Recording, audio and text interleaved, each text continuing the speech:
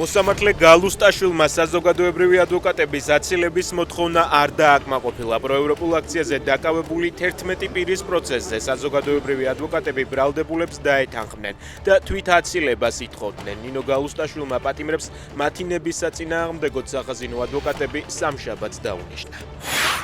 სტრასბურგმა მზიამაღლობლის საქმის განხილვა დაიწყო. ახალგაზრდა იურისტთა ასოციაციის სარჩელში ნათქვამია, რომ ჟურნალისტის მიმართ დაირღვა თავისუფლების, უსაფრთხოების, საქმის სამართლიანი განხილვის, პირადი და ოჯახური ცხოვრების დაცულობის უფლებები და გამოხატვის თავისუფლება. საიას განცხადებით, ყველა ამ დარღვევასთან დაკავშირებით ადამიანის უფლებათა ევროპული სასამართლო საქმის განხილვის შემდეგ ეტაპზე გადავიდა.